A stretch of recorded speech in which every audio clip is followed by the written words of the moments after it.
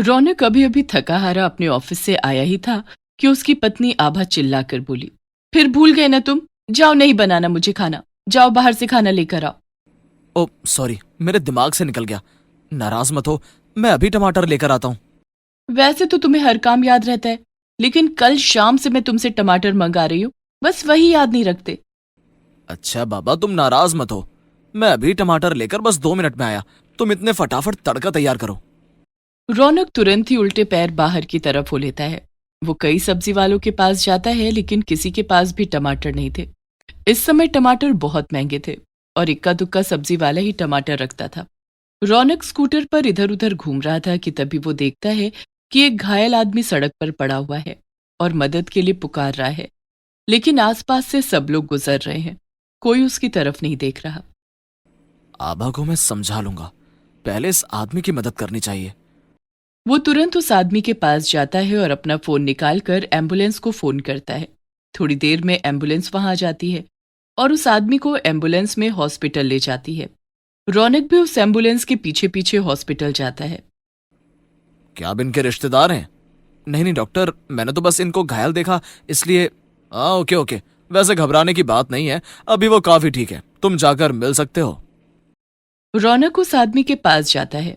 उसके हाथ पर प्लास्टर लगा हुआ था। उसके सर पर चोट आई हुई थी। थैंक यू सो मच, मेरा नाम संचित है। अब आप ठीक लग रहे हैं। माफ करना दोस्त, मैं तुम्हारे पास ज्यादा देर नहीं रुक सकता, मुझे घर जाना है। वैसे तुम अपना फोन नंबर मुझे दे सकते हो, मैं तुमसे कल दिन में आकर मिल लूंगा, और किसी तरह की कोई हेल्प चाहिए तो मुझे बताओ। अरे नहीं नहीं, आपने इतना किया मेरे लिए वही बहुत है। मुझे सड़क पार करते हुए चक्कर आ गए थे और इतने में ही एक गाड़ी वाले ने मुझे टक्कर मार दी। वहीं पास में मेरी गाड़ी भी खड़ी हुई है, अगर आप मुझे मेरी गाड़ी तक लिफ्ट दे दें तो अच्छा होगा। रौनक संचित के साथ बाहर आ जाता है और अपने स्कूटर पर बिठाकर उसे उसकी गाड़ी के पास छोड़ देता है। मैं एक जादूगर हूँ, मैं क्या तुम्हारी किसी प्रकार मदद कर सकता हूँ? ये सुनकर रौनक खुश हो जाता है। क्या वाकई तुम जादूगर हो? फिर तो भगवान ने मुझे तुमसे बड़े सही टाइम पर मिलवाया है। भाई मुझे कुछ और नहीं चाहिए, अगर तुम मुझे टमाटर दे सको तो बहुत होगा।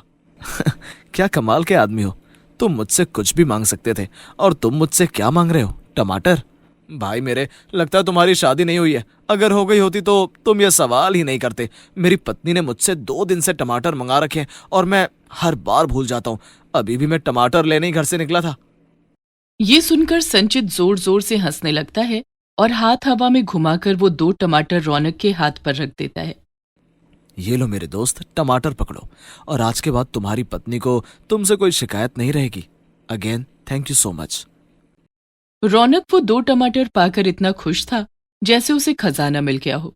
उसने तुरंत स्कूटर स्टार्ट किया और अपनी बिल्डिंग के अंदर आकर ही रोका, और फिर भागता हुआ वो सीढ़ियों से घर के अंदर गया। आभा सोफे पर बैठी हुई गुस्से में उसे घूर रही थी। टमाटर लेने गए थे या खेत उगाने गए थे? टाइम देखो घड़ी में, रात के 10:30 बज रहे हैं। ओहो, इतना टाइम हो गया, लेकिन तुम मेरी हिम्मत की दाद दोगी। मैं टमाटर लेकर आया हूँ। माय डियर, ऐसा हुआ कि रास्ते में एक आदमी घायल था, मुझे लगा पहले उसे हॉस्पिटल लेकर जाना टमाटर लाने से ज्यादा जरूरी है।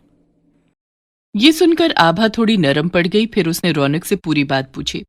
तुमने अच्छा काम किया, बस इसलिए मैं तुम्हें माफ कर रही हूँ। अब तुम बैठो, मैं थोड़ी देर में सब्जी लेकर आती हूँ। सुनो आभा, क्यों मेहनत कर रही हो? रोटियां तो तुम बना ही चुकी हो, अभी अचार के साथ खा लेते हैं। माई डियर हस्बैंड, मैं आपको बता दूं कि हम कल से अब तक सिर्फ अचार के साथ ही रोटी खा रहे हैं। बस 15 मिनट और इंतजार करो, मैं अभी सब्जी बनाकर लाती हूँ। आभा रसोई में चली जाती है और रौनक टीवी चलाकर बैठ जाता है कि तभी आभा डर कर रसोई से भागते हुए आती है और रौनक का हाथ पकड़कर चिल्लाने लगती है। अरे कुछ बताओगी भैया, इसी तरह कूदती रहोगी? वो वो जो तुम टमाटर लेकर आए थे, वो बोल रहे हैं, इधर से उधर कूद रहे हैं, हंस रहे हैं। लगता है तुम पागल हो गई हो। अरे टमाटर भी कभी बोलते हैं क्या? मैं सच कह रही हूँ, वो टमाटर उछल रहे हैं, बोल रहे हैं। रौनक आभा का हाथ पकड़कर रसोई में लेकर चला जाता है तो हैरान हो जाता है, दोनों टमाटर हंस रहे थे। हमने तो सुना था कि इंसान किसी से नहीं डरते, लेकिन तुम्हारी पत्नी तो ऐसे डरी जैसे उसने कोई भूत देख लिया हो।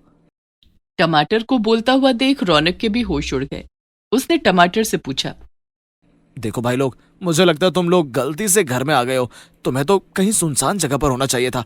भूत इस तरह घूमते हुए अच्छे नहीं लगते।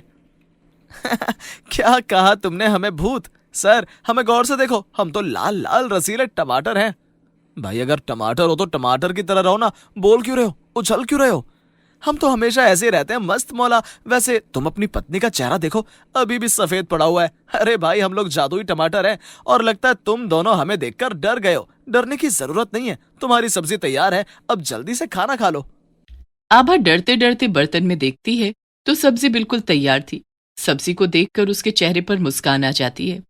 फिर वो डरते डरते सब्जी को उठाकर कमरे में ले आती है। रौनक और आभा खाना खा रहे थे और दोनों टमाटर वहीं टेबल पर बैठे हुए उनसे बातें कर रहे थे। अच्छा, एक बात बताओ, तुम लोग क्या केवल खाना बना सकते हो या कोई और काम भी कर सकते हो? तभी टमाटर टेबल पर उछलने लगते हैं।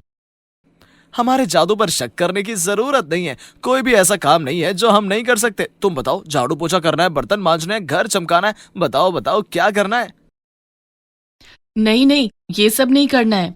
काफी दिनों से तुम देख रहे हो ना, हमारे टीवी का रंग कितना बेकार आ रहा है। मेरा टीवी खराब है, क्या तुम एक नया टीवी ला सकते हो? हाँ हाँ बिल्कुल, क्यों नहीं। तभी पूरे कमरे में सुनहरी रोशनी हो जाती है और पुराने टीवी की जगह एक बड़ा नया टीवी लग जाता है। टीवी को देखकर आभा खुशी से ताली बजाने लगती है। ये तो कमाल हो गया, तुम तो सचमुच में जादू दिखा सकते हो। अच्छा, एक बात बताओ, कहीं ऐसा तो नहीं है ना कि सुबह तक ये टीवी गायब हो जाएगा? बिल्कुल भी नहीं, हम कोई बेकार काम नहीं करते हैं। ये बिल्कुल न्यू ब्रांड टीवी है। आभा की खुशी का ठिकाना नहीं था। रौनक सोने चला जाता है और आभा टीवी पर फिल्म देखने लगती है। लगता है तुम्हें टीवी देखना बहुत पसंद है। हाँ, अब नया नया टीवी लगा है तो फिल्म तो देखने का बनता ही है। अच्छा सुनो, सुबह रौनक को ऑफिस जाना है, मेरी थोड़ी सी मदद और करो, जाकर रसोई साफ कर दो। दोनों टमाटर खुशी खुशी रसोई की तरफ उछलते हुए चल देते हैं और थोड़ी ही देर में पूरी रसोई चमचमा रही थी। फिर वो देखते हैं कि आभा टीवी देखते देखते वहीं सोफे पर सो गई। तभी वो दोनों टमाटर जादू से उसे उसके कमरे में सुला देते हैं और खुद सोफे पर आकर बैठ जाते हैं। ये दोनों कितने भोले भाले और सच्चे दिल के हैं। हमें इनके लिए कुछ करना चाहिए। तभी वो दोनों उठते हैं और पूरे घर की काया पलट कर देते हैं। दीवारों पर सुंदर रंग, नए पर्दे, नया सोफा, सब कुछ बदल जाता है। सुबह अच्छे नाश्ते की खुशबू से आभा और रौनक की आंख खुलती है और जैसे ही वो अपने कमरे से बाहर आते हैं, चिल्ला पड़ते हैं। उनका घर पूरी तरह बदल गया था। अब वो बहुत सुंदर लग रहा था। कैसा लगा हम दोनों का सरप्राइज? अद्भुत, वंडरफुल। वंडरफुल। तुमने तो पूरा घर ही बदल डाला। डाला। मैं तो डर गई कि मैं किसी और के घर में तो नहीं सो रही थी। तुम दोनों तो कमाल कमाल के हो। आभा, तुम्हारे लिए एक सरप्राइज और है। तुम जरा अपना फ्रिज खोल कर देखो। आभा भाग कर जाती है और जैसे ही वो फ्रिज खोलती है, खुश हो जाती है। वहां पर ढेर सारे टमाटर रखे हुए थे। अरे वाह, इतने सारे टमाटर! लेकिन अगर मैंने गलती से तुम दोनों को भी काट दिया तो? ये सुनकर जादुई टमाटर जोर जोर से हंसने लगे। ऐसा कभी नहीं हो सकता क्योंकि हम दोनों चुप नहीं बैठ सकते। चलो, बढ़िया सा नाश्ता तैयार है, जल्दी से करो और अपने अपने काम पर लग जाओ। पर मेरे पास तो कोई काम नहीं है। तुम लोगों ने घर बिल्कुल बदल दिया, कितना सुंदर लग रहा है। अभी तो सफाई की भी जरूरत नहीं है। मैं ऐसा करती हूँ, 2-4 घंटे और सो जाती हूँ। ये सुनकर सभी हंसने लगते हैं। रौनक नाश्ता कर ऑफिस के लिए निकल जाता है। अरे, आज तो चिल्ड्रंस डे है, मुझे तो याद ही नहीं रहा था। अच्छा सुनो, क्या तुम दोनों मेरा एक काम कर सकते हो? हाँ हाँ बताओ, हम हर काम कर सकते हैं। यहाँ से 2 किलोमीटर आगे एक अनाथालय है। मैं हर साल वहां पर बच्चों को चॉकलेट, टॉफी और मिठाइयाँ देने के लिए जाती हूँ, क्योंकि मेरी जेब यही अफोर्ड करती है। लेकिन इस बार तुम दोनों हो मेरे साथ, तो क्या हम उन बच्चों के लिए सुंदर सुंदर कपड़े, मिठाइयाँ, चॉकलेट और कॉपी किताब ले जा सकते हैं? ये सुनकर वो दोनों टमाटर बहुत खुश होते हैं और ढेर सारा सामान ड्राइंग रूम में इकट्ठा कर देते हैं। तुम दोनों कितने अच्छे हो! तुम भी बहुत अच्छी हो आभा। फिर आभा टैक्सी बुलाती है और सारा सामान टैक्सी में रखकर अनाथ आश्रम में जाकर बच्चों को नए कपड़े, टॉफियां, चॉकलेट, मिठाइयां, कॉपी किताबें बांटती है। सब बच्चे आभा को थैंक यू बोलते हैं और आभा जादुई टमाटर को। इस तरह वो जादुई टमाटर आभा और रौनक के साथ उनके घर पर रहकर लोगों की मदद करने लगे।